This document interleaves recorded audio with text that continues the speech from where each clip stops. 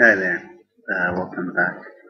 This is Alan, and this will be lesson 14 in this series. I want to, in my notes here, I've just put down for this lesson, just on the fly, just I haven't an outline for this lesson because I'm not sure the way it's going to go. But I want to say a few things before going on to it about this lesson and this tutorial series. Right now, on this date, when I'm recording this, it is June the 25th, 2013. Now, if you are watching at this point, nobody's following this series, and that's why at this point in time, this series actually doesn't have an introduction or even a definite title. The intention of this series was to talk about C++,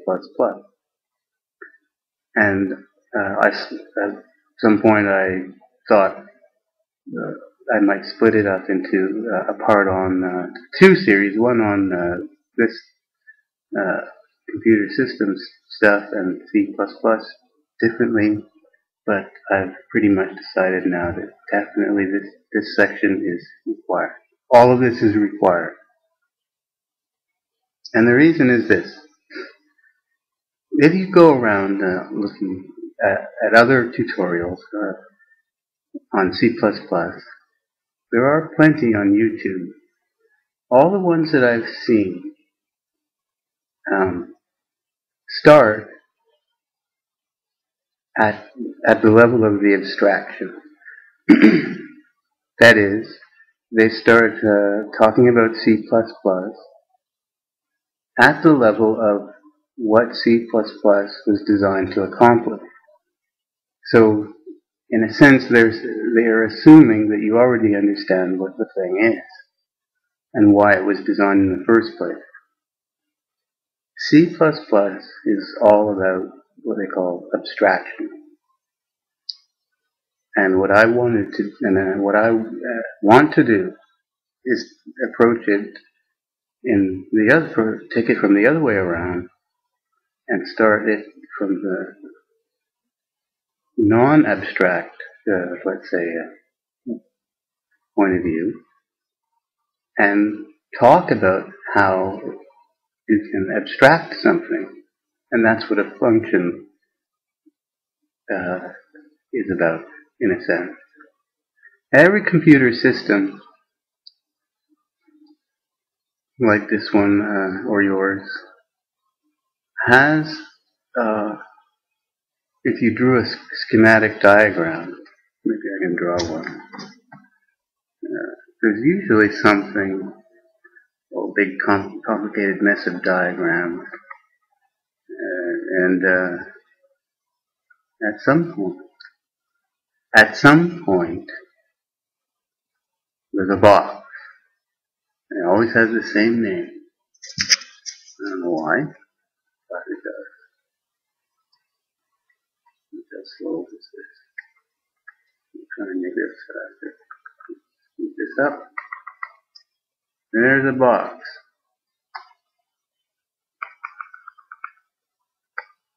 And it always has the same name.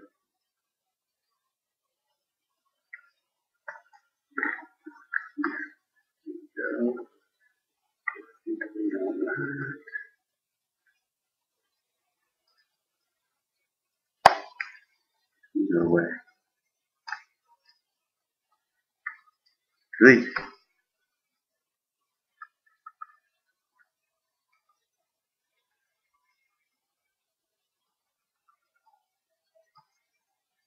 Okay. In between the devices and the operating system, like the keyboard and so on, there's a box, and they always call it this.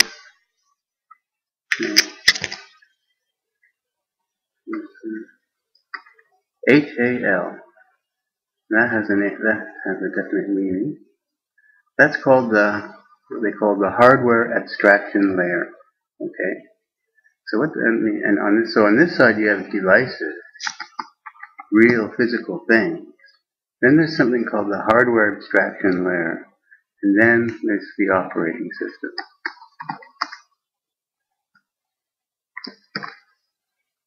Now, what this layer is designed for, and one example of a hardware abstraction layer is a BIOS.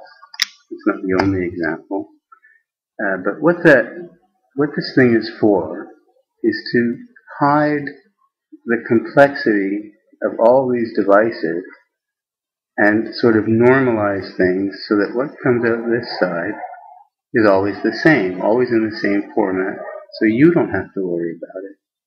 Okay? Now, what the people that designed C++ were interested in this whole concept of abstraction. Why?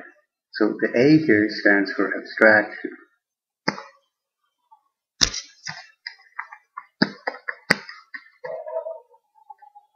And this whole thing is called the hardware abstraction layer. Abstraction is the thing that the people that designed C++ were interested in making easier for programmers to do. Like the concept of hiding complexity of devices from the operating system, so that every keyboard looks like a keyboard, like that. Remember the bias in thing.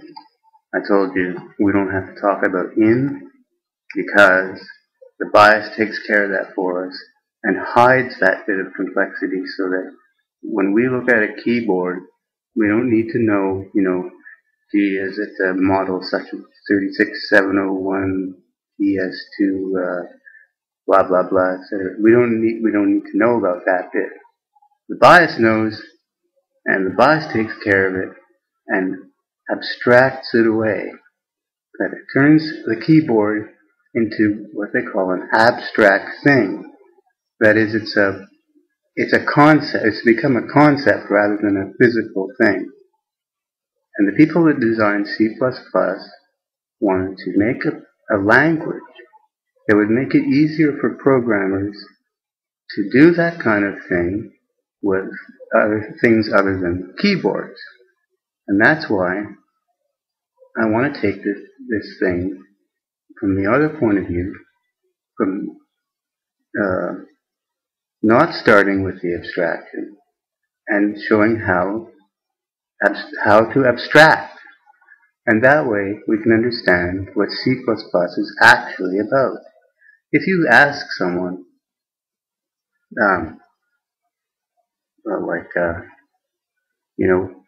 why do you call this, in C++, one of the things they have,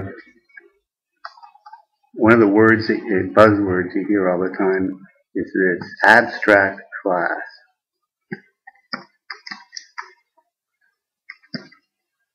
This such and so is an abstract class. And I bet if you asked anyone, your teacher or whatever, what's an abstract class, they're going to provide you with this answer. Oh, that's easy. An abstract class means it has virtual functions. Has virtual functions. Okay. Great. Then you say, okay, well, what's a virtual function? And then they explain a little bit about virtual functions. But really, you haven't learned anything. All you've done is taken one word now and turned it into another word. I mean, now you have two words for the same thing. You haven't learned the concept of what an abstract class is, or why they call it abstract. But this, you understand, is easy enough. The keyboard is complicated. We don't want to see that level of complexity, and the BIOS takes away some parts of that complexity so that we don't have to worry about it. And that's really what an abstract class is about.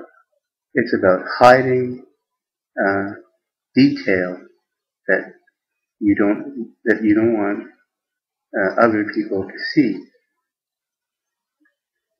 And so the way to learn about C++ and what it was designed for is to learn about abstraction. And the first level of abstraction, the first method of abstraction that people came up with was the idea of a function.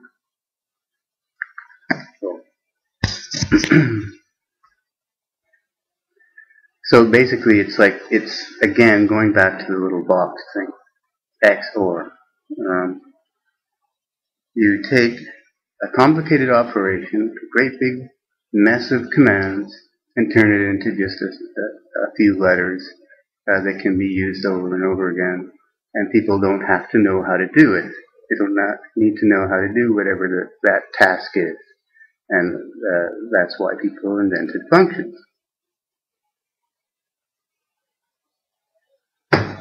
So, what I'd like to do is ask you this question.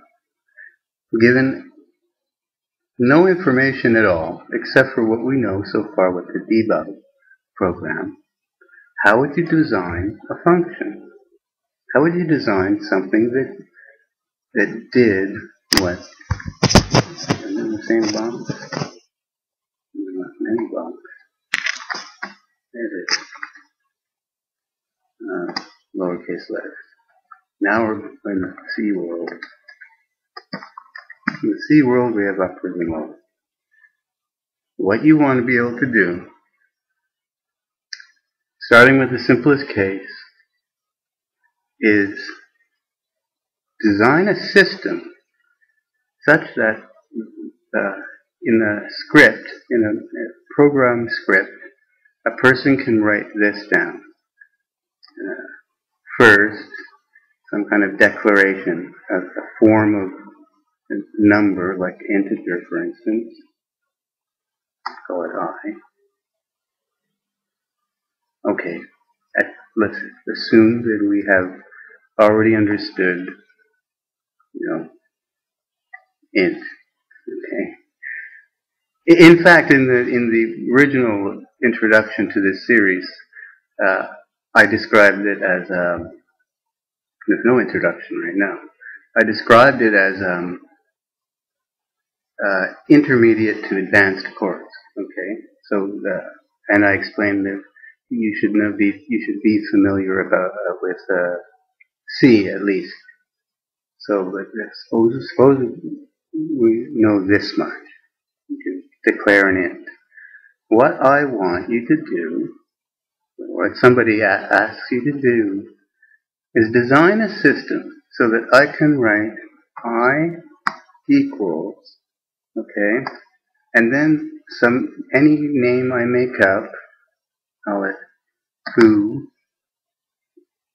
and followed by some brackets, okay, and what I want it to do is any complex operation I want, and store the result of that operation into this variable called I. Okay? So that is the task of designing a function.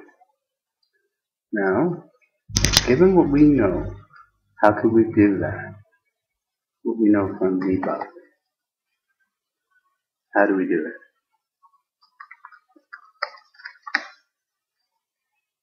Well, we have registers. Okay, like AX, BX, and so on. So, what we could do possibly is if we knew where in memory, if we knew the location of I, we could copy the contents of one of these registers into that location. So perhaps one way of going about it, one way, would be to somehow find out the location of I, and then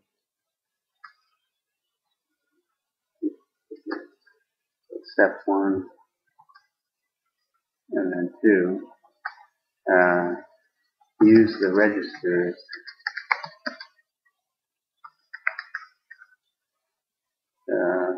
and what we know about move and whatnot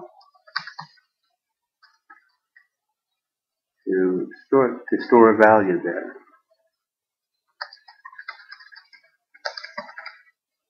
But unfortunately, this way it's no good for this expression because the I here is on the left, and that means that the person whoever or whatever who is writing this down isn't supplying I. That is, at the level of the abstraction, I is not being supplied to foo. You know, we could design our compiler such that we put I into foo, okay, and then this would work. So I guess, alright, so I guess it's not impossible. So we could design our compiler such that this statement changes into this statement, changes into this. Another thing that you're familiar with, let's say foo, and then somehow we'll get the address of I into foo. So we're putting I into foo.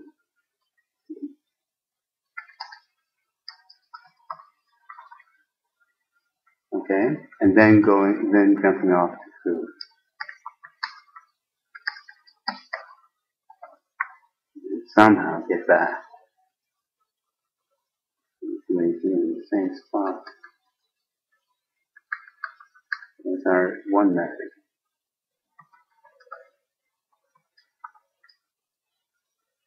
Okay, so get I into foo.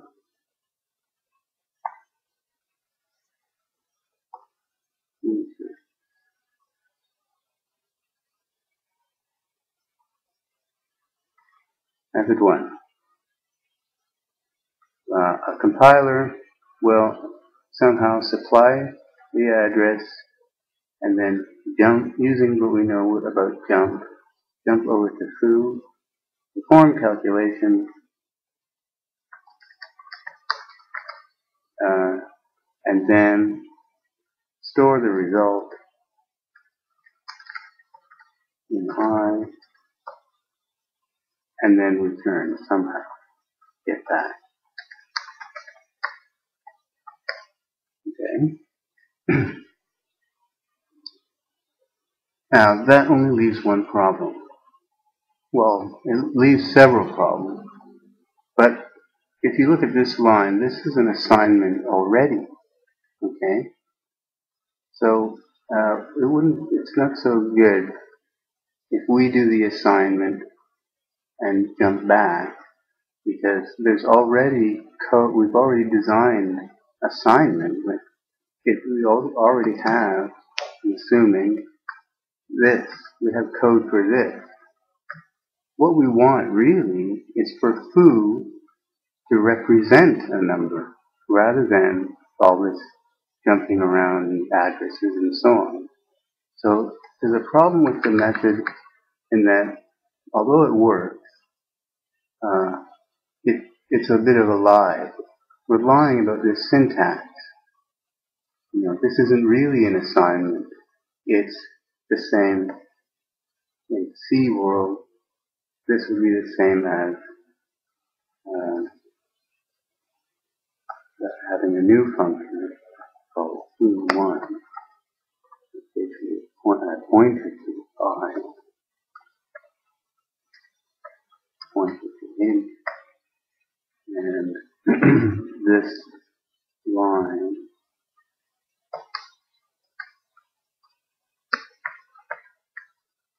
really the same as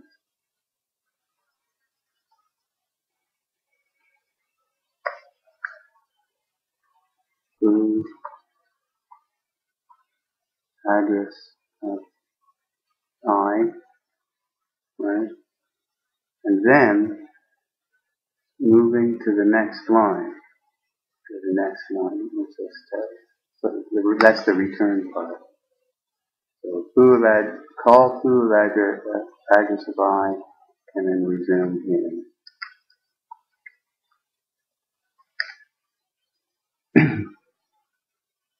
So in that way, it's relying. We're not assigning I the value as a value as if this foo represented a number. What we want is for this whole statement to amount to a number. Okay? So what we do is look at how does this work? And this is not a diversion, this is critical. How does this work? According to what we know already with the assembler stuff. Okay? So that is the first question I want to ask. And I want to answer it. Okay, now let's see how we might do that. So let's see what I think. How does that work? Because that's the behavior we want to emulate.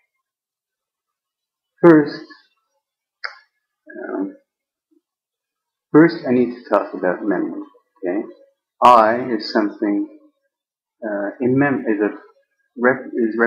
represents an address in memory. That's all a variable is. It's a position in memory. Now here's all this memory. Okay, suppose we're in 16-bit line, so let's only allow 16 bits. We could go further down, we could go to bytes or something, but let's stick with the natural size of numbers in our world. In fact, that's absolutely true about int. Int is always the if you wrote down size of int in any you wrote this in C code, there's a thing called size of, and then you put int here. If you were doing this on if you wrote that down and your compiler was for an 8-bit operating system, then that would give you 1. If it was a 16-bit operating system, it would give you 2. 32 bits, it would give you 4, and so on. So int has no fixed size. It's the size of it's the natural size of the machine. And this machine is a 16-bit machine, so therefore int in the example would be 16 bits, same size as a register. And that's a clue to the answer. Alright. Suppose I here, that I labeled name this I. Going back here, get back there. Let's do a column. Suppose I was at position 300. Okay, that's okay, it's fine. Back. Get rid of all this. One way to get rid of all this is press delete. So that position, suppose I is at 300. And then we add this address 300, and there we're storing the value of I.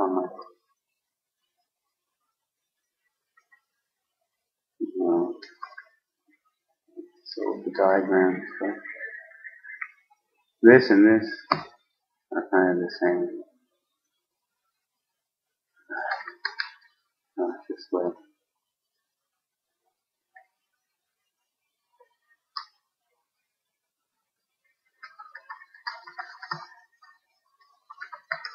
Okay. All right. Now, I didn't tell you the command, and there are many ways. I'm going to do that. I'm going to just put something at position 300, put a number there. Enter 300. How about something we'll recognize? Well, I could put -1. How about all A?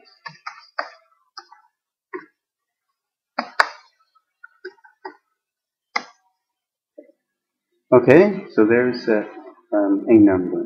Well, let's mix it up a bit. How about this? 1A. Yeah. Yeah. Hey. I didn't do that. Why not?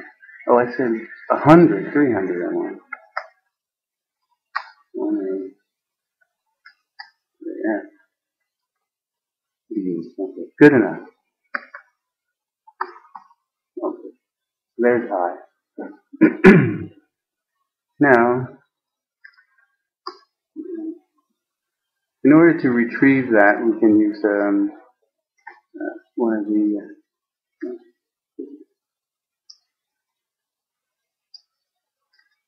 how did I do this?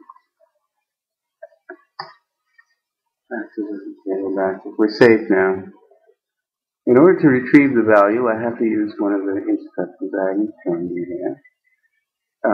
First, I'm going to mention that, generally speaking, for these move instructions, when you put this AX, let's use variable. No, you use literal numbers.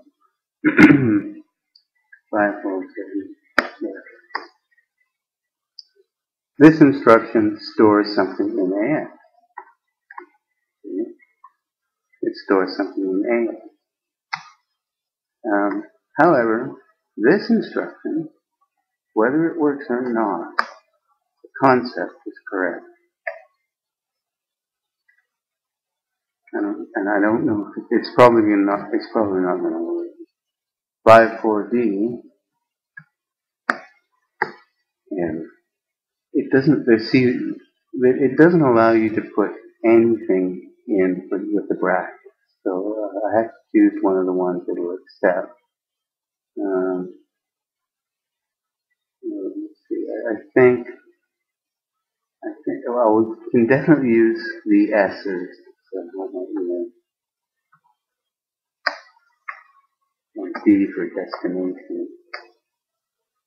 5,4D. This should, I know why. Oh, see this. Okay, here the first case our error was the use of AX.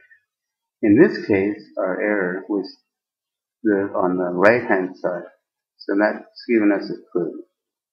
And the clue is, I'm guessing, that this requires, either we put too few or too many digits on this side. And we probably put too many. So let's try this.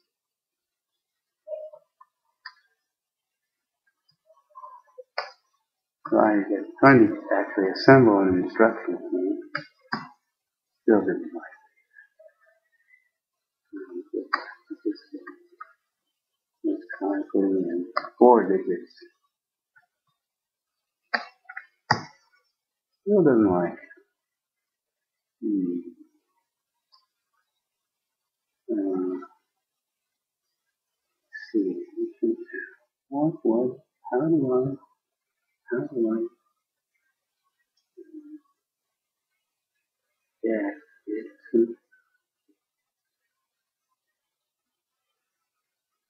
which ones does it, I can't remember which ones are allowed.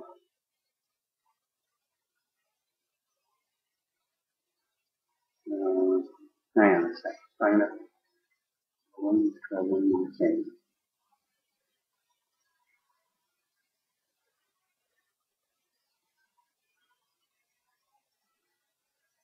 I know this has got to work. This has to work. BP sure it will work. Got to. And I think I gotta put 4 for this. Oh, I know. This might work, but I know too. I remember now. Oops, off. Test this.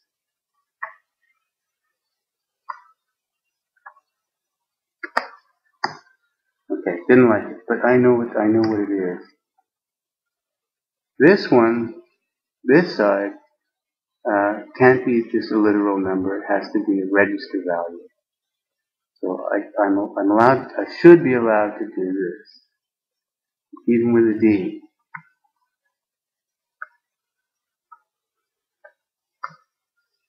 It should allow this. There, it worked. Okay, all right. So we've got something going on now. Now,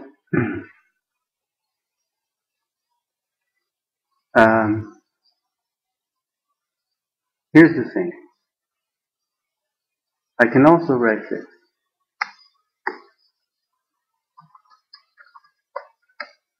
Okay. One of these things, you know what this one does. This stores the value of whatever is in AX into BI. So what does this one do? What this does is it stores the value of AX into whatever is at the position DI. So this makes it a pointer assignment. That is, this means think of DI as an address and then put AX there. So right now DI is 0. That's not very good. We don't want to write anything on the interrupt table. So let's put this is DI.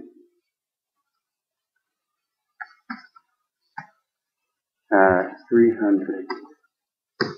300 was the address, if you recall, from hours ago of our magic number.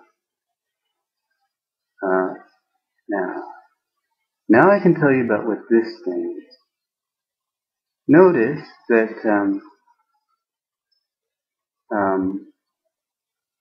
there's something written here, and it has to do with the value of DI. What it's doing is it's showing us what is at position DS:DI. Now in our world, DS and CS and everything are the same. So this should be the value of what we entered in for our number I. Let's double check that. Now at 300 we have 1A and 3B. But this, remember, the land of insanity is to be read backwards. So we read it backwards, 3D1A, and that's what this says. So therefore, now we've invented this. I, lowercase I, equals AX. That is, we found a way to store the value of whatever is in AX into the position of I. Okay, looking back there where we're at. So therefore, after I execute this instruction, my number I, which is 3D1A, within decimal is, doesn't matter what it is, but just have it 3D1A, using the calculator program, 15642, where that would change it to this number, which happens to be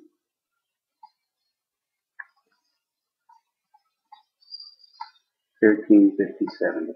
That doesn't matter. We don't need decimal. Point is that after I execute this, that should change. Alright? Let's see if it works. Run trace through. Now we don't see anything. Now we have to dump out from 300 again. And see, it's changed. That's 54D.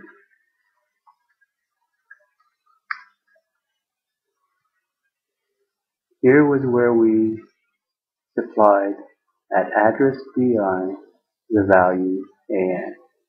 And AX was 54D.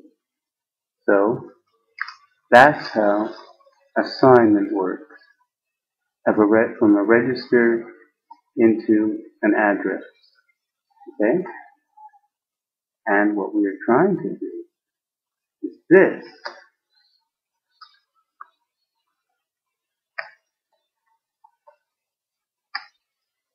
Now, if somehow we could make, after the thing's done whatever it's done, if it would set, it doesn't have to be AX, but AX is actually the default. If we set AX equal to some number, now we know how to get that into I, and it would be exactly the same as regular assignment. Regular assignment is done this way.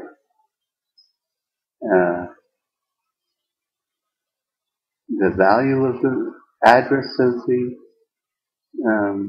the address of the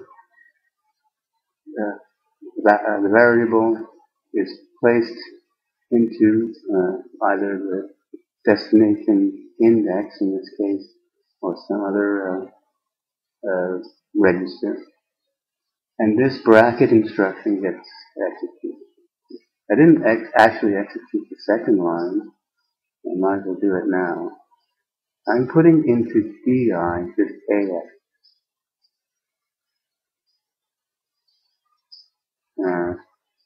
So you can see now I've changed the value of DI. So that has, now if I dump out 300 again, it's still nothing happened. So that's the difference between this and this. One is send AX to address given through DI, and one is to set the value of DI. So one is assignment at address, and one is assignment, just assignment. Okay. So what we need, the way we would design this statement is all we got to do is at the end of everything it does, store the result in AX, and then use the regular assignment code. And then, if that works, if we're able to do that, we've found a way to make this assignment exactly the same as regular assignment. And that's so now we've designed a method to return values from functions. And it's not a lie. We're not passing the value of I into foo. Foo doesn't know anything about I. Foo's job is one job. And all its task is to do is get its result into the AX register and somehow get us to the next line. That part we don't know yet. Okay? So we're done. That problem is finished. Is there anything else I should tell you about this moving? Oh, well, how about reading I back? Suppose we want to do this. And we have another value, J, and I want to do this. So I want to take whatever's at 300 and put it into J is another address. Let's say it's at 400. So before I quit, let's try and make that work. Suppose J is at 400. I is at 300 and j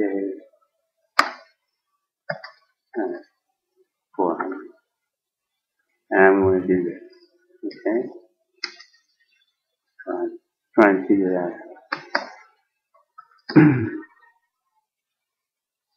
So first off, we want to retrieve, we would like to retrieve the value of, I haven't put anything there. Let's say 3 and 400. I'm going to put something at 400.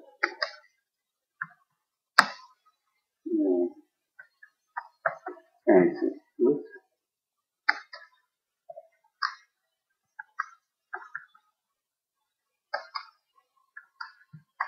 Okay, now we got something in both spots. Alright. The first thing we want to do, remember, try to keep track of what we're doing. We're trying to put whatever that I, 300, into whatever that J, 400. So we want to go from, if we want to accomplish this, 400 equals 300. Whatever's at 400, we want to pass it whatever's at 300. We don't want to store 300 into 400. That doesn't even make sense. We want to take the value of whatever's at 300 and put it into whatever, and put it at address 400. That's our task. First, we need to retrieve what's at 300. So, there's a way to do that, and hopefully I'll get it right. How about this? Use capitals. Move. This is not going to work. I've got to use register. So first, I'm going to put into SI the value that we want. We're trying to get from 300. And I'm going to move into AX. And I hope it's there, thank God. Okay. So I've done it. I've managed to get 300 into the brackets, and now I've stored that in AX. Now we need to get that, what we found at 300, over to 400. So I'm going to put into DI 400 and move into whatever is at DI. Oh, yeah, sorry. Oh, just AX, because we already retrieved it. See? So we retrieved the value from 300 into AX.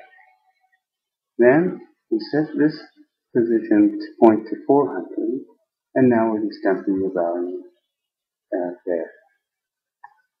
So now to make things quicker, I won't dump so many bytes.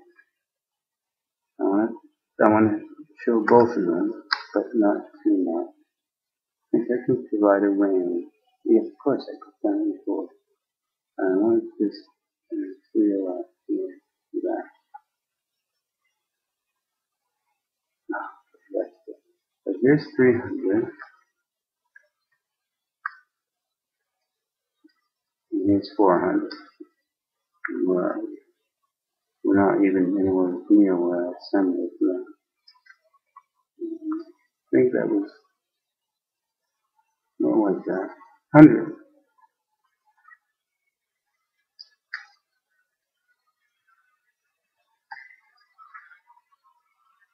Alright, we can still see everything.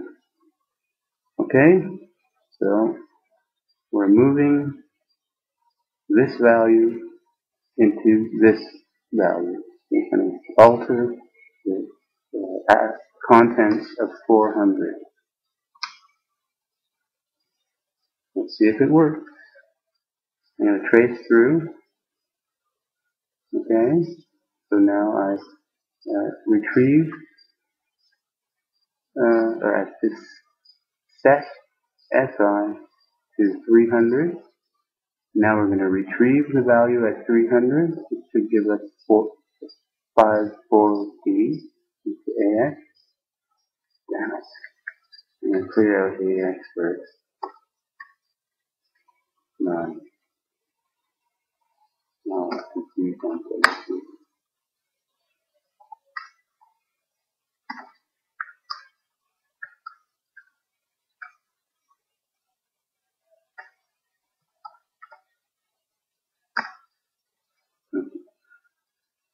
So dumb. Alright. Let me start all over. Let me start all over from scratch.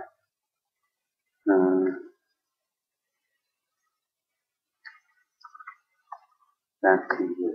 Clear everything out.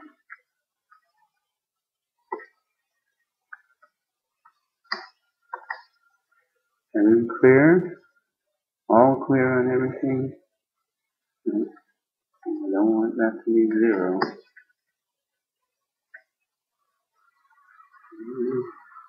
Now, I'm going to set this up so we can see everything happen at the same time.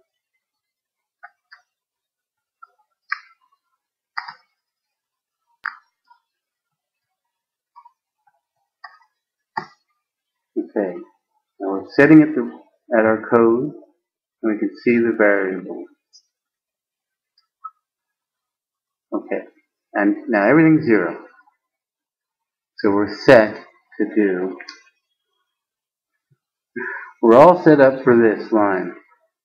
J equals I. Here we go. First source index, putting the address of I in there. We call the first one I. Okay. Now we're going to read from I a 54D. So we're going to put and store it in AX. And we did. Now in DI, the destination, we're going to put that into our destination index. We're setting up another pointer. And we're going to transfer, let me see, scroll off the screen. It will scroll. We're going to transfer to DI the value that's currently in AX.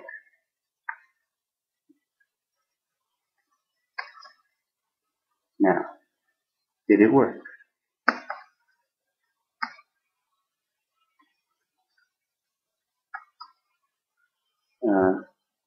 I remained the same, didn't change.